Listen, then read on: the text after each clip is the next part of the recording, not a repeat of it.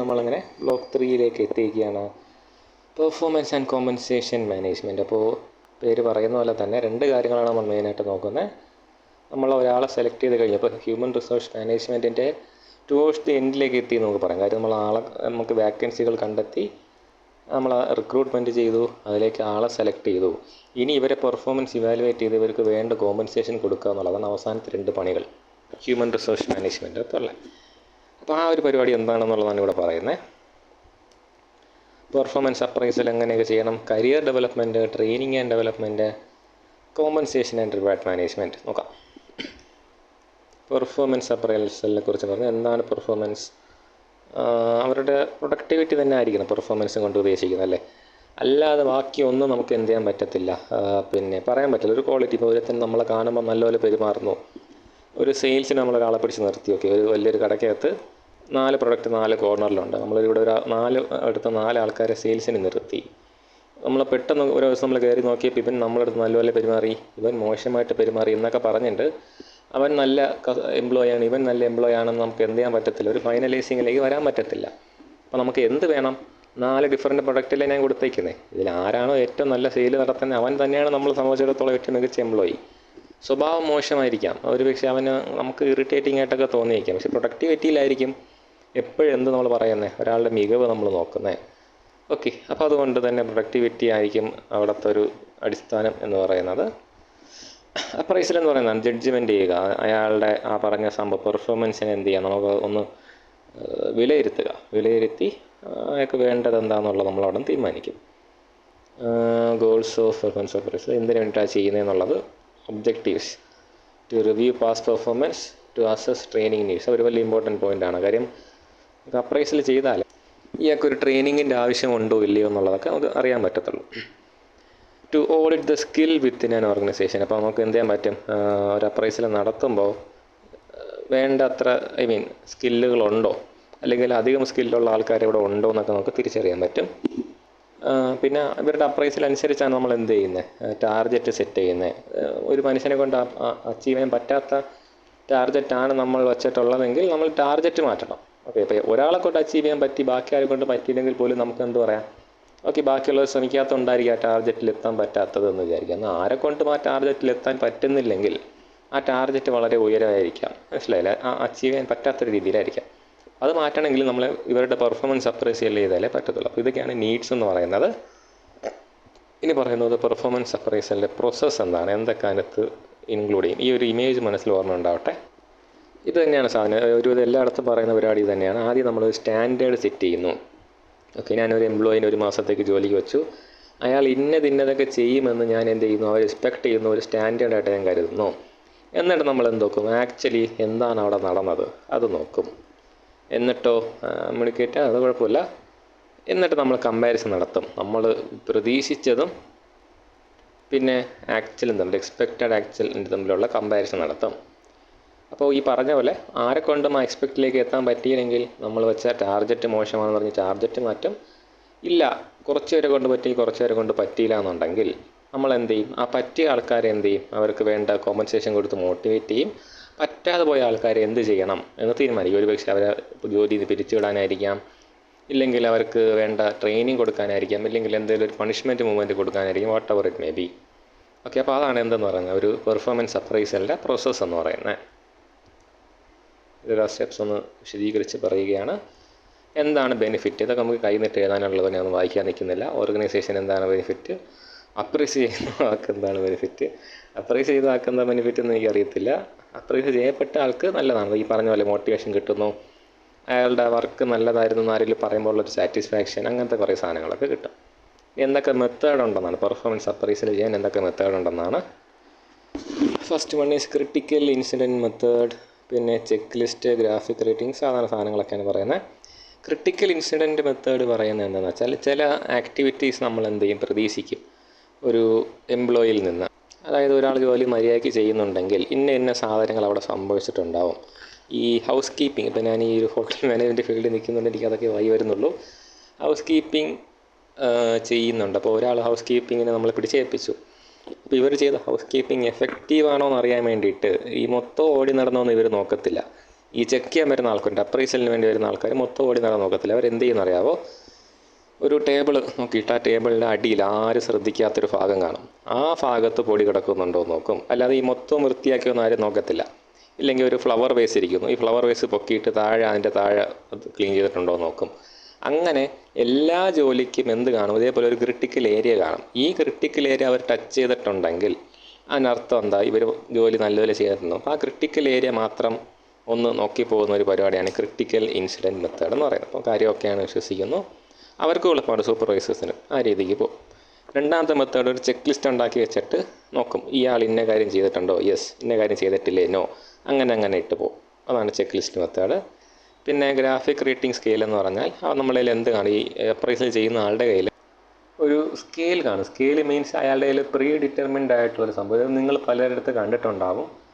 അതായത് കുറേ ക്വസ്റ്റ്യൻ ചോദിച്ചിട്ട് ഈ ക്വസ്റ്റ്യൻ്റെ അകത്ത് ഫസ്റ്റ് ക്വസ്റ്റ്യൻ ആൻസർ കിട്ടിയാൽ 2 പോയിൻ്റ്, അടുത്തതിന് കിട്ടിയാൽ 2 പോയിൻ്റ്, അങ്ങനെ നിങ്ങൾക്ക് കിട്ടുന്ന ടോട്ടൽ മാർക്ക് വെച്ചിട്ട് ഒരു റേറ്റിംഗ് പറയും. അതായത് നിങ്ങൾക്ക് ഇപ്പോൾ 10 ഇപ്പം ആ ഒരു ക്വസ്റ്റ്യൻ്റെ ആൻസറിൻ്റെ മാക്സിമം ടോട്ടൽ 10 ആയിരുന്നെങ്കിൽ നിങ്ങൾ 10നും 10 കിട്ടിയ നല്ല എംപ്ലോയി ആണ്, 10ൽ 8 കിട്ടിയ ഇങ്ങനത്തെ എംപ്ലോയി ആണ്, 10ൽ 6 കിട്ടിയാൽ നിങ്ങൾ ഈ ടൈപ്പ് എംപ്ലോയി ആണെന്നൊക്കെ പറഞ്ഞിട്ട് ഒരു സ്കെയിൽ അവരുടെ പ്രീ ഡിറ്റർമിൻഡ് ആയിട്ട് കാണാം. ആ ഒരു പരിപാടിയാണ് എന്തെന്ന് പറയുന്നത്, ഗ്രാഫിക് റേറ്റിംഗ് സ്കെയിൽ മെത്തേഡ് പറയുന്നത്. അപ്പോൾ നമ്മൾ 3 മെത്തേഡ് കണ്ടു.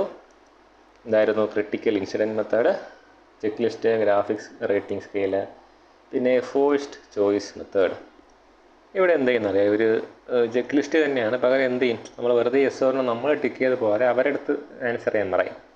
അവരുടെ ആൻസേഴ്സ് വെച്ചിട്ട്, അതായത് അവർ വർക്ക് പ്രോപ്പറായിട്ട് ചെയ്യുന്നെങ്കിൽ ഇന്ന രീതിയിൽ അവർ ആൻസർ ചെയ്യുമെന്നുള്ളൊരു മുൻവിധി ഇവരുടെ മനസ്സിലുണ്ടാകും. അത് വെച്ചിട്ടാണ് അതിൻ്റെ അപ്രൈസൽ ചെയ്ത് പോകുന്നത്. പിന്നെ ബിഹേവിയറലി ആങ്കേർഡ് റേറ്റിംഗ് സ്കെയിൽ, എല്ലാം നേരത്തെ പറഞ്ഞ റേറ്റിംഗ് സ്കെയിൽ തന്നെയാണ്, ചില ചെറിയ വ്യത്യാസം വരുന്നുണ്ടെന്നേ ഉള്ളൂ. നമ്മൾ നേരത്തെ പറഞ്ഞ റേറ്റിംഗ് സ്കെയിൽ തന്നെയാണ്, പക്ഷേ ഇവിടെ എന്തും കൂടെ നമ്മൾ കൺസിഡർ ചെയ്യുന്നതെന്ന് അറിയാമോ,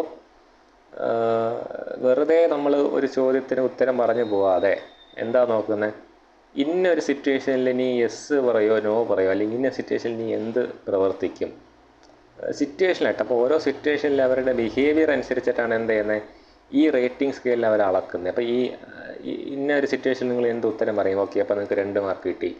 നമ്മൾ പ്രതീക്ഷിച്ച് ഉത്തരം പറഞ്ഞാൽ 2 മാർക്ക് കൊടുക്കും, പ്രതീക്ഷിക്കാത്ത ഉത്തരം പറഞ്ഞാൽ 1 മാർക്ക് കൊടുക്കും, അല്ലെങ്കിൽ വേറെ എന്തെങ്കിലും മാർക്കായിരിക്കും. അപ്പോൾ അതിൻ്റെ ഈ സമ്മ് എടുത്തിട്ട് ആ സമ്മ് ഈ സ്കെയിലിനകത്ത് എവിടെ വരുന്നു നോക്കും. ആ ഒരു പരിപാടിയാണ് ബിഹേവിയറലി ആങ്കർ റേറ്റിംഗ് സ്കെയിൽ. ഇതൊന്നും സത്യം പറഞ്ഞാൽ പ്രാക്ടീസിലുണ്ടോ എന്ന് സംശയമുള്ള കാര്യമാണ്.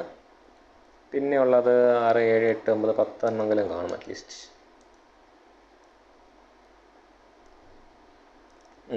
10 എണ്ണം ഉണ്ട്, നോക്കാം. പിന്നെ ഉള്ളത് 6th വൺ എന്തായിരുന്നു, ഗ്രൂപ്പ് ഓർഡർ റാങ്കിങ്.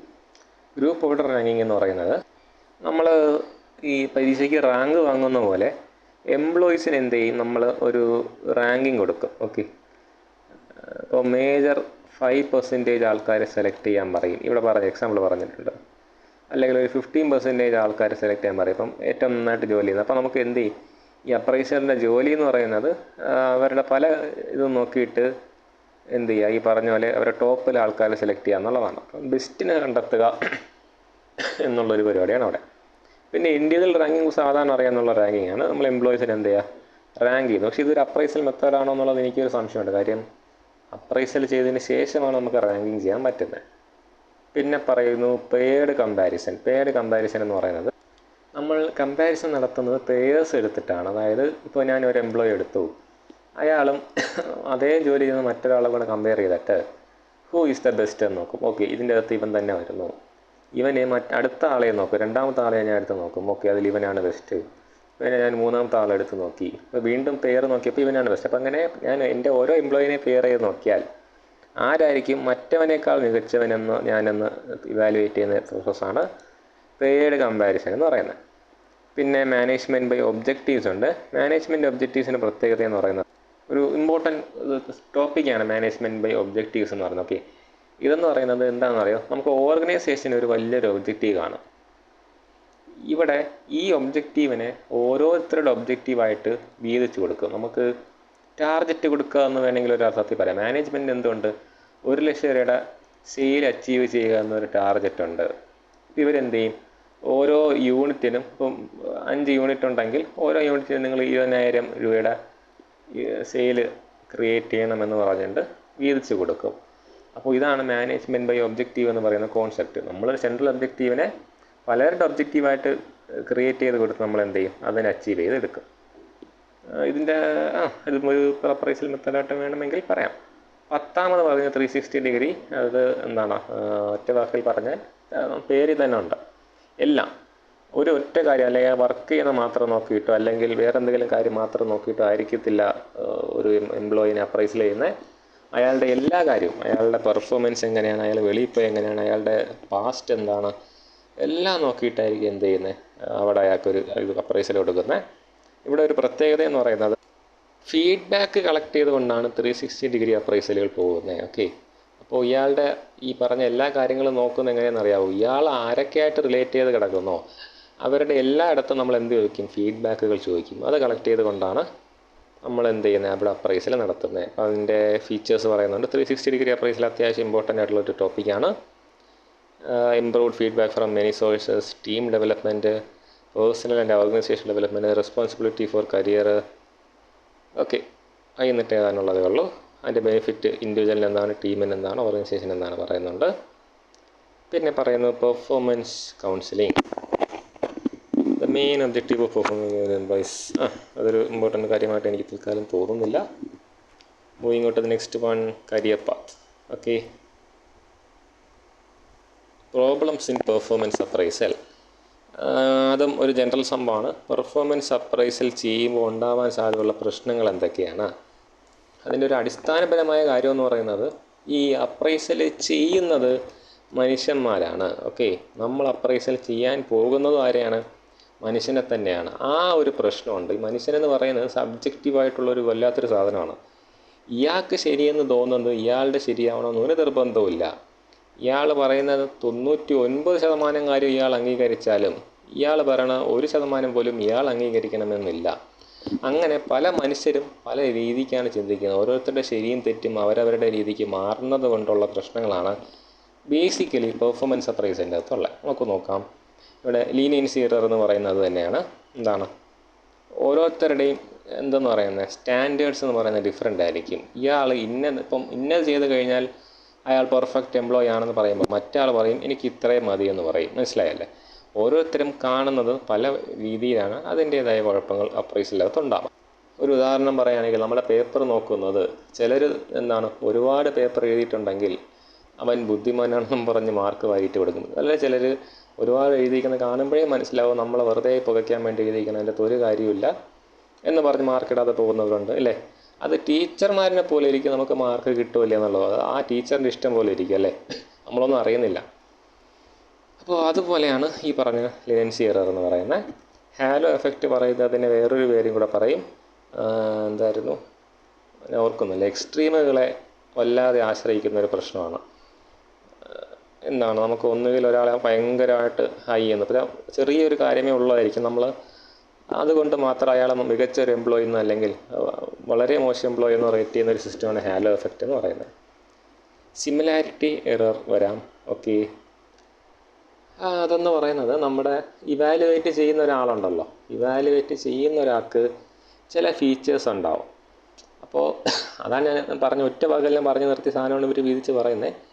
അയാളെ സംബന്ധിച്ചിടത്തോളം വളരെ ഫാസ്റ്റായിട്ട് കാര്യങ്ങൾ ചെയ്യുന്ന ഒരാളായിരിക്കും എന്തെന്ന് പറയുന്നത് മികച്ച എംപ്ലോയി എന്ന് പറയുന്നത്. ഓക്കെ, അപ്പോൾ അയാൾ അങ്ങനെ ചെയ്യുന്ന ഒരാളായിരുന്നിരിക്കാം. ഓക്കെ, അപ്പോൾ അയാൾ വളരെ ഫാസ്റ്റായിട്ട് കാര്യങ്ങൾ ചെയ്യുന്ന ഒരാളാണ്. അപ്പോൾ അയാളുടെ കാഴ്ചപ്പാടിൽ എന്താണ്, ഫാസ്റ്റായിട്ട് ചെയ്യുന്നതാണ് ഒരാളുടെ കഴിവെന്ന് പറയുന്നത്. എന്നും പറഞ്ഞ് വളരെ സ്ലോ ആയിട്ട് എന്നാൽ എല്ലാം കൃത്യമായിട്ട് ചെയ്യുന്നതെന്ന് ഉറപ്പാക്കുന്ന ഒരാൾ എന്താ, നല്ല എംപ്ലോയി അല്ലേ? ഉറപ്പായിട്ട് അയാൾ നല്ല എംപ്ലോയി ആണ്. പക്ഷേ ഇയാളുടെ ഒരു മനസ്സിലുള്ള ഒരു സാധനത്തിനോട് സിമിലറായിട്ട് വന്നാലേ എന്താണ്, അവർ നല്ല എംപ്ലോയി ആണെന്ന് അയാൾക്ക് മാർക്ക് ചെയ്യാൻ തോന്നത്തുള്ളൂ. അതാണ് സിമിലാരിറ്റി എറർ എന്ന് പറയുന്നത്. ഇനി ലോ അപ്രൈസർ മോട്ടിവേഷൻ, അതും പറയുന്നത് എന്താണ്, ഈ പറഞ്ഞ പോലെ പിന്നെ നമുക്ക് ഇതില്ല, ആരെയും ബുദ്ധിമുട്ടിക്കാൻ ഒരു മനസ്സില്ലാത്ത അപ്രൈസറാണ്. പേപ്പർ നോക്കുന്ന ടീച്ചർമാരെ കാര്യം തന്നെ ആലോചിച്ച് നോക്കുക. ചിലർ വിചാരിക്കും എവിടെയെങ്കിലും മാർക്ക് ഇട്ട് കൊടുത്ത് ജയിച്ച് പോട്ടെ, ഈ തലതെറിച്ചവനൊക്കെ ഇവിടെ കിടന്ന വർഷങ്ങളോളം ഇവിടെ കടന്നു പോകുന്നതെന്ന് ജയിപ്പിച്ചിടുന്ന ടീച്ചർമാരില്ലേ. ഞാനും അങ്ങനെ പറയുന്നില്ല, ഞാൻ ഏതാണ്ട് 100% അങ്ങനെ അല്ലെങ്കിൽ പോലും പലപ്പോഴും അങ്ങനെ ചെയ്യാറുണ്ട്. ജയിച്ച് പോകുന്നെങ്കിൽ പോട്ടെ എന്ന് പറഞ്ഞ് കണ്ണടച്ച് കൊടുക്കുന്ന ഒരുപാട് അവസ്ഥകളുണ്ട്. അപ്പോൾ അതൊക്കെ തെറ്റാണ്. സത്യത്തിൽ നമ്മൾ ആ ഒരു വ്യക്തിയുടെ വളരാനുള്ള, ആ വ്യക്തിക്ക് ഇൻഡിവിജ്വൽ എന്ന രീതിയിൽ വളരാനുള്ള ഒരു അവസരം നഷ്ടപ്പെടുത്തുകയാണ് ചെയ്യുന്നത്. ബട്ട് ഇവിടെ എന്താ പറയുന്നത്, അങ്ങനെ ചെയ്തു പോകുന്ന ആൾക്കാരുണ്ട്, അപ്രൈസസ് ഉണ്ട്. അതും ഒരു എന്താണ്, ബയാസാണ്. അതാണ് സത്യം പറഞ്ഞ പറ്റിയ വാക്ക്, ബയാസാണ്. പിന്നെ സെൻട്രൽ ടെൻഡൻസി, ഇത് നമ്മൾ പഠിക്കേണ്ട ഒരു വാക്കാണ് കേട്ടോ, സെൻട്രൽ ടെൻഡൻസി എന്നുള്ളത്. ഞാൻ എന്തായാലും ക്യൂ എത്തുമ്പോൾ പറയാം.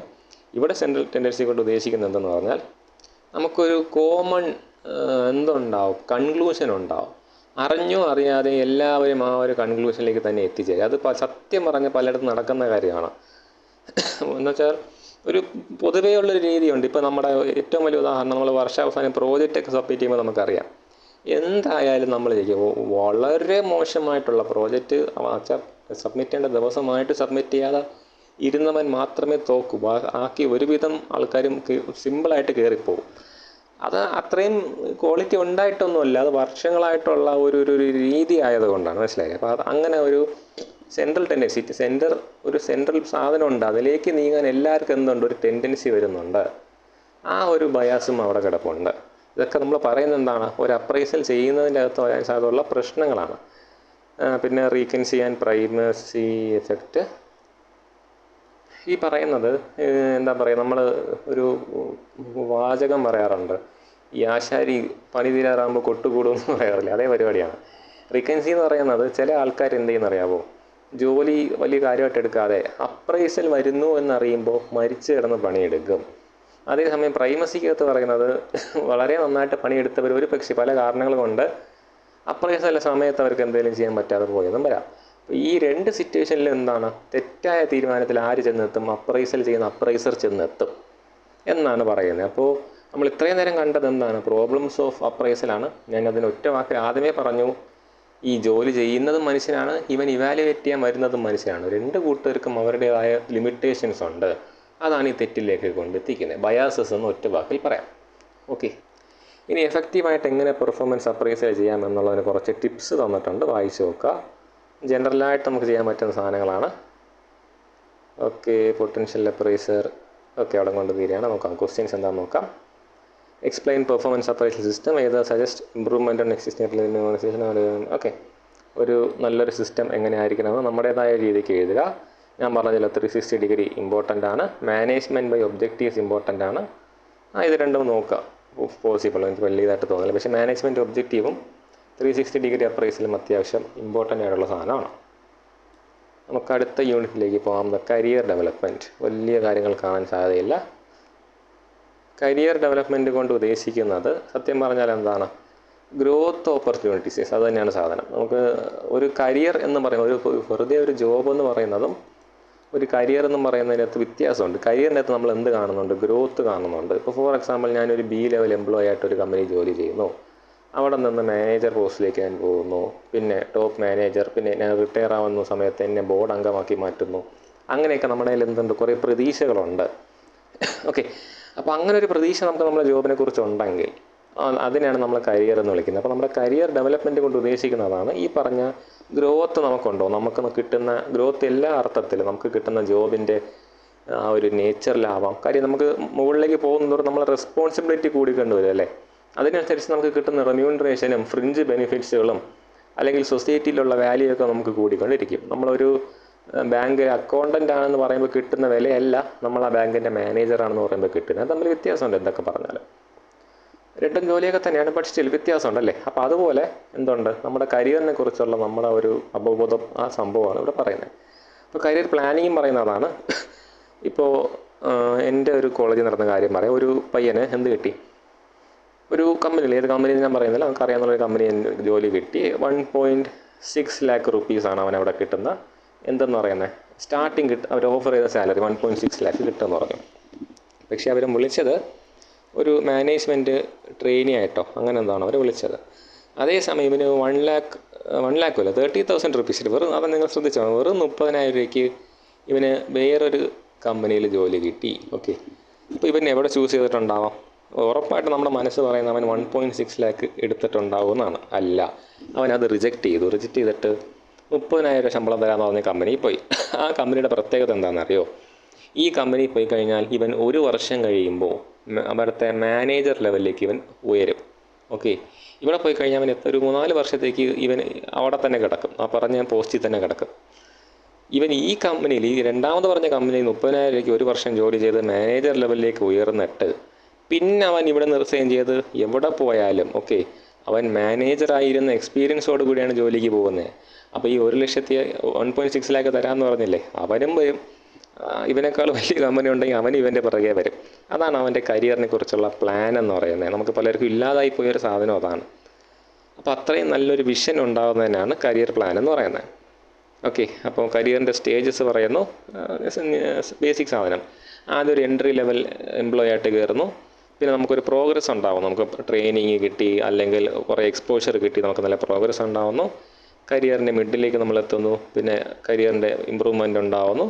എൻഡ് ഓഫ് ദി കരിയർ എങ്ങനെയാകുന്ന വരെ നമുക്കൊരു ധാരണ ഉണ്ടാവും. കാരണം നമ്മൾ എക്സ്പേർട്ടായിട്ട് ഇറങ്ങുന്നത് ആ ഒരു പ്രത്യേക ഫീൽഡിനെ കുറിച്ചൊരു ബുക്ക് എഴുതാനോ അല്ലെങ്കിൽ ആർക്കെങ്കിലും ട്രെയിനിങ് കൊടുക്കാനോ ഒക്കെ കേപ്പബിൾ ആയിട്ടുള്ള ഒരാളായിട്ടായിരിക്കും നമ്മൾ അവിടെ നിന്ന് ഇറങ്ങുന്നത്. പിന്നെ കരിയർ ഡെവലപ്മെൻറ്റ് സ്ട്രാറ്റജീസ്, ഇതൊക്കെ സിമ്പിളാണ്, നമുക്ക് കയ്യിൽ നിന്നിട്ട് എഴുതാനുള്ളതേ ഉള്ളൂ. Career development programme, career development means നമുക്ക് പേഴ്സണൽ ട്രെയിനിങ് കിട്ടുന്നതും അങ്ങനത്തെ പരിപാടികളൊക്കെയാണ്. അതൊക്കെ ജനറലായിട്ട് കയ്യിൽ നിന്നിട്ട് എഴുതാനുള്ളൂ. കരിയർ എന്ന് പറയുന്നൊരു കോൺസെപ്റ്റ് മനസ്സിലാക്കുന്നുണ്ടെങ്കിൽ കയ്യിൽ നിന്നിട്ട് എഴുതാനുള്ളതേ ഉള്ളൂ. അതൊക്കെ ഞാൻ ഒട്ടിച്ചിടുകയാണ്. കരിയർ കൗൺസിലിംഗ് മീൻസ് ആ ഭാഗത്തൊന്നൊക്കെ മനസ്സിലാക്കി കൊടുക്കുക എന്നുള്ളതാണ്. പിന്നെ ലിമിറ്റേഷൻസ് ഓഫ് കരിയർ പ്ലാനിങ്, അതും സ്വന്തമായിട്ട് കയ്യിൽ നിന്നിട്ട് എഴുതാന്നുള്ളതേ ഉള്ളൂ. ഞാനതും വായിക്കാൻ നിൽക്കുന്നില്ല. Strategies for making career plan, അതൊക്കെ നമുക്ക് നല്ലൊരു ഗോൾ ഉണ്ടാവണം, ഈ പറഞ്ഞ പോലെ ഒരു വിഷൻ ഉണ്ടാവണം, ബാക്കിയുള്ളവരുടെ പിന്നെ എക്സ്പീരിയൻസ് കേൾക്കണം, അങ്ങനെയൊക്കെ ഉള്ളത്. സക്സഷൻ പ്ലാനിങ്, അതായത് കരിയർ റിട്ടയർമെൻറ്റ്, അതിൻ്റെ എൻഡ് എങ്ങനെയായിരിക്കും എന്നുള്ളതൊരു പ്ലാൻ നമ്മളിൽ ഉണ്ടാവണം എന്നൊക്കെ ഉള്ളതാണ്. ഞാൻ പറഞ്ഞില്ല, ഇതൊരു ജനറൽ സംഭവമാണ്. നോക്കാം. What is career planning, discuss its needs, purpose and objectives. ഇതൊക്കെ കയ്യിൽ നിന്നിട്ട് എഴുതാൻ എന്തായാലും നമ്മുടെ കയ്യിൽ കാണണം. Write a comprehensive note on succession planning ഞാൻ പറഞ്ഞല്ലോ. റിട്ടയർമെൻറ്റ് സമയത്ത് നമ്മൾ എന്ത് ചെയ്യണം എന്നുള്ളതാണ്, എങ്ങനെ സക്സസ് ചെയ്യണം, അപ്പം എങ്ങനെ അവിടെ നിന്ന് ഇറങ്ങണം എന്നുള്ളത് അതിന് സ്യൂട്ടബിൾ എക്സാമ്പിൾസ് കൊടുക്കുക. ലിമിറ്റേഷൻസ് ഓഫ് കരിയർ പ്ലാനിങ് നമുക്ക് സ്വന്തമായിട്ട് കയ്യിൽ നിന്ന് എഴുതാം. Guide lines for making career, അതൊക്കെ നമ്മുടെ ഒരു കാഴ്ചപ്പാടാണ്, ജനറൽ ആയിട്ടുള്ള സാധനമാണ്. ഞാൻ വീണ്ടും പറയുന്നു, നമ്മൾ ChatGPT ചോദിച്ചാൽ നല്ല രസകരമായ ഉത്തരങ്ങൾ കിട്ടും. അതൊന്നും മനസ്സിലുണ്ടാവുന്നതും നല്ലതാണ്. പിന്നെ പറയുന്നു ട്രെയിനിങ് ആൻഡ് ഡെവലപ്മെൻറ്റ്. എന്തൊക്കെയാണ് ഈ ട്രെയിനിങ് ആൻഡ് ഡെവലപ്മെൻ്റ് അകത്തുള്ളത് നോക്കാം. ട്രെയിനിങ് എന്ന് പറയുന്നത് എന്താണ്, നമുക്ക് ഡെവലപ്മെൻ്റ് ഉണ്ടാക്കാൻ, പ്രത്യേകിച്ച് നമ്മുടെ ജോബിന് ആവശ്യമായ ടെക്നിക്കലായിട്ടുള്ള എന്തെങ്കിലും ആസ്പെക്റ്റ് നമുക്ക് കിട്ടാൻ വേണ്ടിയിട്ട്, അല്ലെങ്കിൽ എന്തെങ്കിലും സ്കില്ലോ നോളേജോ എബിലിറ്റിയോ, ഈ KSA എന്ന വാക്ക് മനസ്സിലുണ്ടാവട്ടെ, നമുക്ക് വേണ്ട ഒരു നോളേജോ സ്കില്ലോ എബിലിറ്റിയോ ഡെവലപ്പ് ചെയ്യാൻ വേണ്ടിയിട്ടാണ് നമുക്ക് എന്ത് തരുന്നത്, ട്രെയിനിങ് തരുന്നത്. ട്രെയിനിങ് പെർഫോമൻഷ്യൽ അപ്രൈസൽ നടത്തി, അതൊരു വലിയൊരു പോയിൻ്റാണ്. പെർഫോമൻസ് അപ്രൈസൽ നടത്തിയിട്ട് അതിൻ്റെ അടിസ്ഥാനത്തിലായിരിക്കും എന്ത് ചെയ്യുന്നത്, പലർക്കും ട്രെയിനിങ് കൊടുക്കാമെന്ന് തീരുമാനിക്കുന്നത്. Okay, then methods of training. Okay, ഇതൊക്കെ വെറുതെ പറയുന്നതാണ്, വലിയ ഇമ്പോർട്ടൻ്റ് ആയിട്ട് എനിക്ക് പേഴ്സണലി തോന്നുന്നില്ല. കാര്യം ഒരുപാട് പറയുന്നുണ്ടല്ലോ, ഇതൊന്നും കാണാൻ പഠിക്കാൻ നടക്കുന്ന കാര്യമല്ല. ഒന്നാലേക്കുക, നിങ്ങൾ പലരും ട്രെയിനിങ് എന്താണെന്നൊക്കെ ഒരു ധാരണ ഉള്ളവരായിരിക്കും. കയ്യിൽ നിന്നിട്ട് എഴുതാൻ തന്നെ നിൽക്കുക. Formulation of training objective, formulation training programme, principles of effective training. ഇതൊക്കെ പ്രിൻസിപ്പിൾ എന്ന് പറയുന്നത് വെച്ചാൽ അതിൻ്റെ ഒരു അടിസ്ഥാന തത്വം എന്തൊക്കെ കാണണം ഒരു ബേസിക്കായിട്ട്. നല്ലൊരു വായിച്ച് നോക്കിയത്. Objective and scope of training plan should be defined before it's development is bigger. അതൊക്കെ നമുക്ക് ബേസിക്കായിട്ട് ചിന്തിച്ചെടുക്കാമെന്നുള്ളൊരു അടിസ്ഥാന തത്വങ്ങളാണ്. അല്ലാതെ ഇതൊന്നും ഒരു അച്ചട്ട് ഇന്നതൊക്കെ വരുമെന്നൊന്നും നമുക്ക് പറയാൻ പറ്റുന്ന സാധനങ്ങളല്ല. ട്രെയിനിങ് മെത്തേഡ്സ് ഒരുപാട് കാണോ, അത് ഇമ്പോർട്ടൻ്റ് ആണ് കേട്ടോ. On the job training, off the job training. Okay, അപ്പോൾ ട്രെയിനിങ് മെത്തേഡ് 2 ടൈപ്പ് ഉണ്ട്. ഓൺ ദി ജോബ് ട്രെയിനിങ് ഉണ്ട്, ഓഫ് ദി ജോബ് ട്രെയിനിങ് ഉണ്ട്. പേര് പറയുന്ന പോലെ on the job training means with the ജോബാണ്. ആ ജോബിൻ്റെ കൂടെ തന്നെ നമുക്ക് എന്ത് വരുന്നതാണ്, ട്രെയിനിങ് വരുന്നതാണ്. അതിൻ്റെ ഒരു മെത്തേഡാണ് വെസ്റ്റിബ്യൂൾ ട്രെയിനിങ് അഥവാ ട്രെയിനിങ് സെൻറ്റേഴ്സ് എന്ന് ഉദ്ദേശിക്കുന്നത്. വെസ്റ്റിബ്യൂൾ എന്ന് പറയുന്നത് നമ്മൾ ക്ലാസ്സിൽ പഠിക്കുന്ന പോലെ നമുക്ക് തിയറി പറഞ്ഞു തരികയും ചെയ്യും, സെയിം ടൈം പ്രാക്ടിക്കലായി ചെയ്ത് നോക്കാനും പറ്റുന്നൊരു ട്രെയിനിങ് സെക്ഷനാണ്. സിമുലേഷൻ മീൻസ് ആക്ച്വൽ വർക്കിന്, ആ ഒരു ഏരിയ നമ്മൾ റീക്രിയേറ്റ് ചെയ്തിട്ട് അവിടെ നമ്മൾ ട്രെയിനിങ് തരും. ഫോർ എക്സാമ്പിൾ ഈ വണ്ടി ഓടിക്കാൻ പഠിക്കാൻ വേണ്ടിയിട്ട് സിമുലേറ്റേഴ്സ് ഉണ്ടല്ലേ, കാർ ഓടിക്കുന്ന പോലെ ഒരു വീഡിയോ ഗെയിം പോലെ തോന്നും, ബട്ട് നമ്മളത് പഠിക്കാൻ വേണ്ടിയിട്ട് ചെയ്യുന്നതാണ്. പിന്നെ ഡെമോൺസ്ട്രേഷൻസ് വെച്ചിട്ട്, പിന്നെ അപ്രസൻറ്റർഷിപ്പ് ഉണ്ട്. അപ്രസൻറ്റർഷിപ്പ് എന്ന് ഉദ്ദേശിക്കുന്നത് ഈ ചില ജോലികളുണ്ടല്ലോ, ഈ നമ്മുടെ ഈ മെക്കാനിസ്റ്റിൻ്റെ ഒരു ക്രാഫ്റ്റ്മാൻ്റെ ജോലി, അതൊക്കെ ജോലി ചെയ്ത് തന്നെ, ആ റിയൽ വർക്ക് ചെയ്ത് തന്നെ ചെയ്യുന്ന ഒരു പരിപാടിയാണ് അപ്രസൻറ്റർഷിപ്പ് എന്ന് പറയുന്നത്. ഇനി ഓഫ് ദി ജോബ് എന്ന് പറയുന്നത് നമ്മുടെ ഇതിൻ്റെ കൂടെ ആയിരിക്കത്തില്ല, ജോലി ചെയ്യുന്നതിൻ്റെ കൂടെ ആയിരിക്കത്തില്ല, മറിച്ച് എന്തായിരിക്കും, ക്ലാസ്സുകളായിട്ടോ കോൺഫറൻസുകളായിട്ടോ സെമിനാറുകളായിട്ടോ കേസ് സ്റ്റഡികളായിട്ടോ റോൾ പ്ലേ ഒക്കെ നമുക്കിവിടെ എൻ്റെ പിള്ളേർക്ക് ട്രെയിനിങ് കൊടുക്കാറുണ്ട്. അതായത് ഇവിടുത്തെ പിള്ളേർക്ക് സർവീസ് പഠിക്കാനുണ്ട്. പിന്നെ ഉദാഹരണങ്ങൾ പറയുന്നത് നിങ്ങൾക്ക് ഉപകാരപ്പെടുന്നൊന്നുകൂടെ ഓർത്തിട്ടാണ്. സർവീസ് പിള്ളേർക്ക് പഠിക്കാൻ, അതായത് സർവീസ് എന്ന് ഉദ്ദേശിക്കുന്നത് എങ്ങനെ സെർവ് ചെയ്യണം, ഫുഡ് സെർവ് ചെയ്യുമ്പോൾ നമ്മുടെ ക്ലയൻറ്റിനോട് എങ്ങനെ ഡീൽ ചെയ്യണം എന്നൊക്കെ പറഞ്ഞ ഒരുപാട് കാര്യങ്ങൾ പഠിക്കാനുണ്ട്. അതിന് വേണ്ടിയിട്ട് ഇവർക്ക് എന്ത് ചെയ്യുന്ന അറിയാം. അപ്പോൾ റോൾ പ്ലേസ് കൊടുക്കും. അതിൽ പകുതി വരെ നമ്മുടെ ക്ലാസ്സിലെ പകുതി വരെ ഗസ്റ്റുകളായിട്ടും മറ്റ് പകുതി വരെ എന്തായിട്ടും ഈ സർവീസ് ചെയ്യുന്നവരായിട്ട് ഡിവൈഡ് ചെയ്യും. എന്നിട്ട് ഈ സർവീസ് ചെയ്യുന്ന ഒരു ഗസ്റ്റിന് കൊണ്ട് സാധനങ്ങൾ കൊടുക്കും. What kind of water would you like to have എന്നൊക്കെ ചോദിച്ച് ആ ചോദിക്കാനുള്ള സാധനം ഇവർക്ക് പ്രാക്ടീസ് ചെയ്യാൻ വേണ്ടിയിട്ട്. അപ്പോൾ അതെന്താണ്, ഒരുതരം ട്രെയിനിങ് മെത്തേഡാണ്. ഓക്കെ, അപ്പോൾ അതൊക്കെ ഒന്ന് മനസ്സിലുണ്ടാവട്ടെ. റെസ്പോൺസിബിലിറ്റി എന്നൊക്കെ കൈന്നിട്ട് ചെയ്താന്നുള്ളത് സജസ്റ്റഡ് ട്രെയിനിങ് സിസ്റ്റം, അതൊക്കെ ജനറലാണ്. Evaluation of training. ഓക്കെ, കണ്ടു. ഒരു ട്രെയിനിങ് ഇവാലുവേറ്റ് ചെയ്യുന്ന എങ്ങനെ, എന്തൊക്കെ ഫാക്ടേഴ്സ് കണക്കിലെടുക്കണം, അതൊക്കെ ജനറലാണ്. ഞാനതൊന്നും പറയാൻ നിൽക്കുന്നില്ല. ഇവാലുവേഷൻ ഓഫ് ട്രെയിനിങ് ചോദിച്ചേക്കാം, കൈ നീട്ടി എഴുതാനുള്ള സാധനം ആയതുകൊണ്ട് ചോദിച്ചേക്കാം. റീട്രെയിനിങ് മീൻസ് വീണ്ടും ട്രെയിൻ ചെയ്യുക, പേര് പറയുന്ന പോലെ തന്നെ. പിന്നെ എന്താണ്, നമുക്ക് പിന്നെ അപ്ഡേറ്റ് ചെയ്യുക എന്നാണ് ഈ റീട്രെയിനിങ്ങിൻ്റെ ഏറ്റവും വലിയ ഉദ്ദേശം എന്ന് പറയുന്നത്. ഓക്കെ, നമ്മൾ പണ്ട് ഒരാളെ കമ്പ്യൂട്ടർ ഉപയോഗിക്കാൻ പഠിപ്പിച്ച് കൊടുത്തിട്ട് പിന്നീട് നമ്മൾ എന്ത് ചെയ്യണം, പിന്നീട് അതിൽ ഓരോ അപ്ഡേറ്റ്, അല്ലെങ്കിൽ ഒരു വലിയ ഉദാഹരണം ടാലിയാണ്. ടാലി എന്തായി, പിന്നെ ഓരോ അപ്ഡേഷൻ വരുന്നുണ്ട്. ഇപ്പം ടാലി പ്രൈം എന്ന് പറഞ്ഞൊരു വലിയ ഇതിൽ വന്നിരിക്കുകയാണ്, ടാലി പ്രൈം 9 വന്നിരിക്കുകയാണ്. അപ്പോൾ ഓരോ ടാലി അപ്ഡേറ്റ് ചെയ്യുമ്പോഴും നമ്മൾ ടാലി നമ്മളെ എംപ്ലോയീസിന് പഠിപ്പിച്ച് കൊടുത്തിട്ടുണ്ടെങ്കിൽ ഓരോ അപ്ഡേറ്റും പറഞ്ഞു കൊടുക്കണ്ടേ, എന്നാലേ അവർക്ക് ലേറ്റസ്റ്റ് ഇതിലങ്ങ് നിൽക്കാൻ പറ്റത്തുള്ളൂ. അപ്പോൾ അതാണ് റീട്രെയിനിങ് കൊണ്ട് ഉദ്ദേശിക്കുന്നത്. പിന്നെ ട്രെയിനിങ്ങിൻ്റെ ഇഷ്യൂസൊക്കെ പറയുന്നുണ്ട്, അതൊക്കെ കൈന്നിട്ട് എഴുതാനുള്ള സാധനങ്ങളേ ഉള്ളൂ. ഓക്കെ, ഇതൊന്നും ഞാൻ അത്ര ഇമ്പോർട്ടൻ്റ് ആയിട്ട് കണക്കാക്കുന്നില്ല. കൈന്നിട്ട് എഴുതാൻ ശ്രമിക്കുക. അവിടെ ഒരു ഹെഡിങ് നമ്മൾ യൂസ് ചെയ്തു, ടുവേർഡ്സ് ലേണിംഗ് ഓർഗനൈസേഷന്. അതൊക്കെ വെറുതെ. സെൽഫ് അസസ്മെൻറ്റ് ക്വസ്റ്റ്യൻസ് നോക്കുക. എന്താണ് ട്രെയിനിങ്, അതിൻ്റെ ഇമ്പോർട്ടൻസ് പറയുക. How training needs R identified in an organisation, എങ്ങനെയാണ് നമ്മൾ ട്രെയിനിങ് ഐഡൻറ്റിഫൈ ചെയ്യുന്നത്, പെർഫോമൻസ് അപ്രൈസലിലൂടെയും പിന്നെ ടെക്നോളജിക്കൽ അപ്ഗ്രഡേഷനെ കുറിച്ച് തിരിച്ചറിഞ്ഞുകൊണ്ടും. അങ്ങനെ മനസ്സിൽ ആ ഒരു കോൺസെപ്റ്റ് ഉണ്ടാവണം.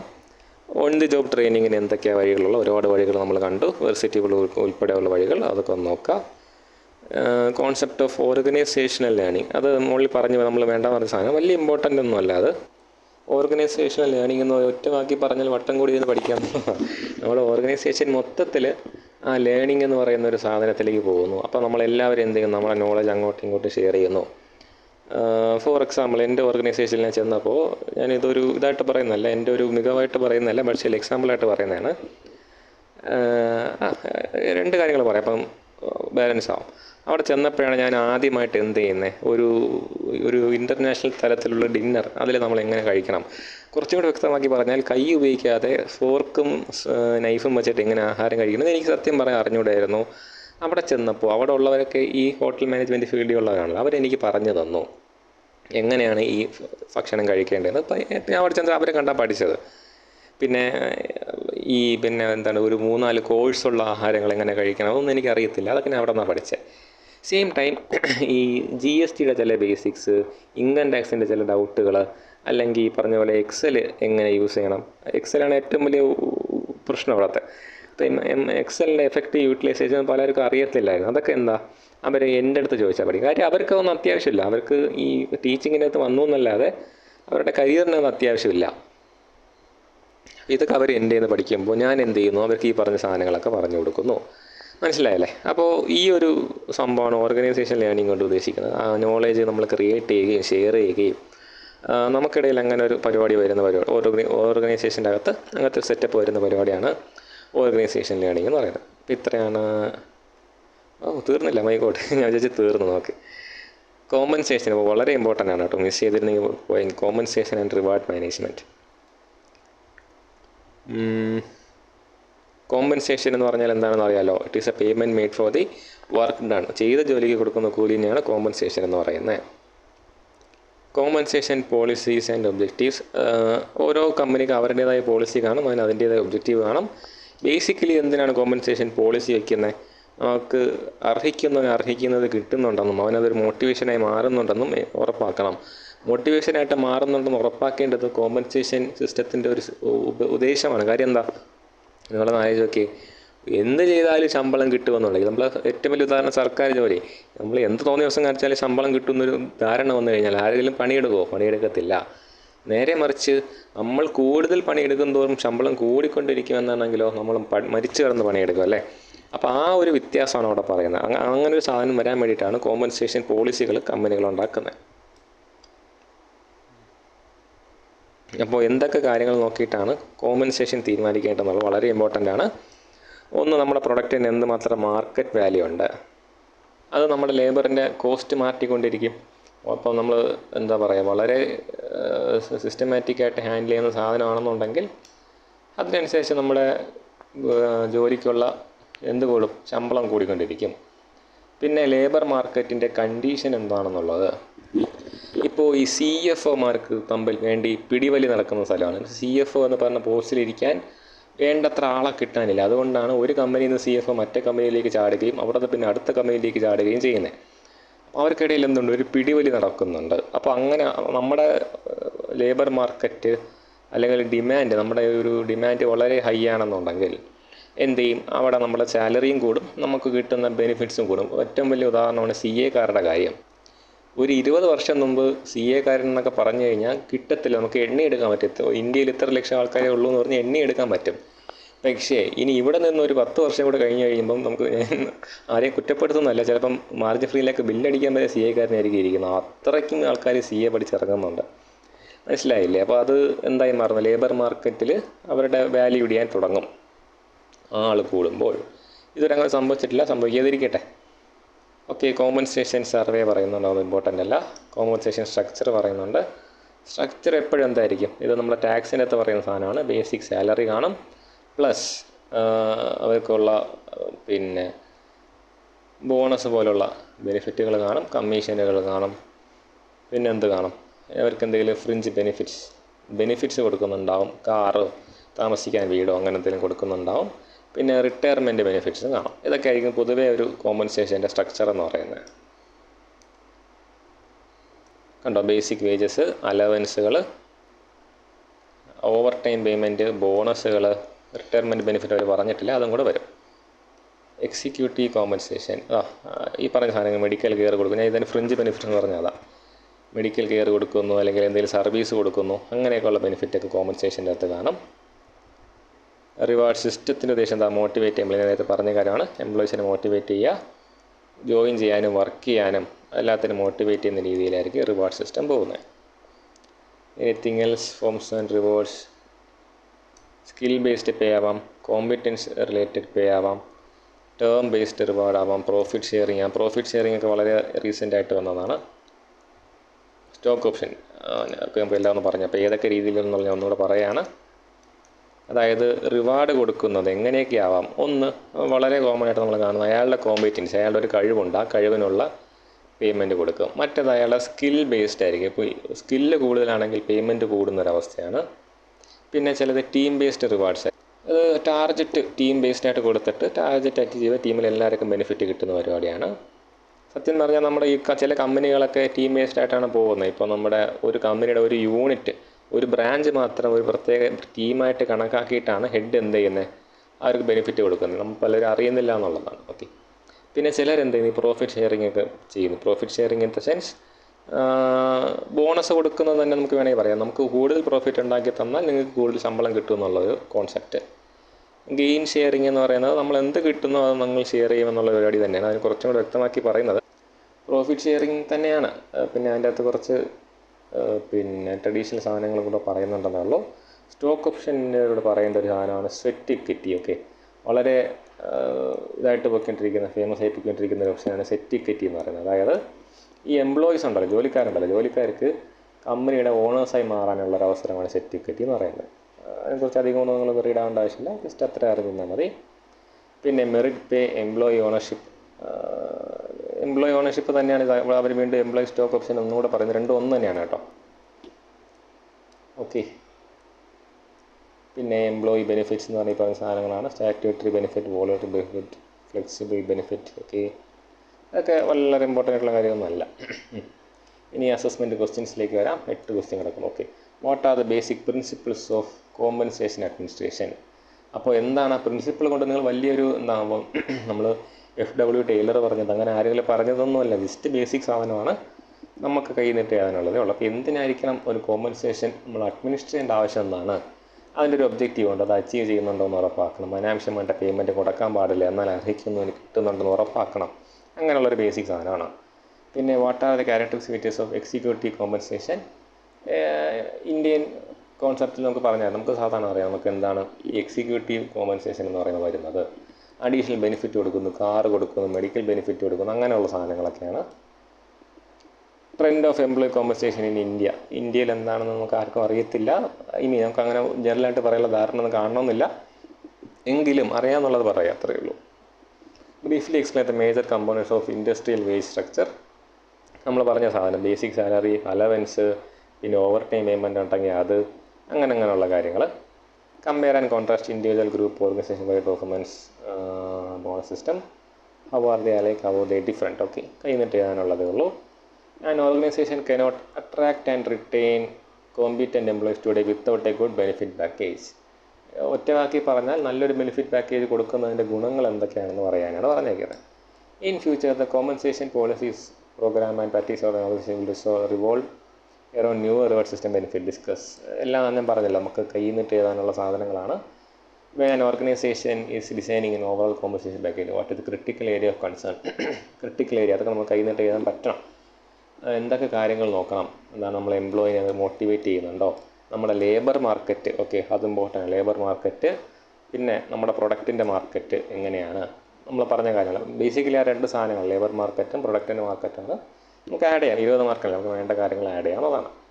അപ്പോൾ ഒരു ബേസിക്കലി ഒരുവിധം നമുക്കറിയാവുന്ന സാധനങ്ങൾ പ്ലസ് ഒരു കൈ നീട്ട് എഴുതാനുള്ളതാണ് ഈ ഒരു സെക്ഷൻ എന്ന് പറയുന്നത്. ഓക്കെ ആണെന്ന് വിശ്വസിക്കുന്നു. Thank you all.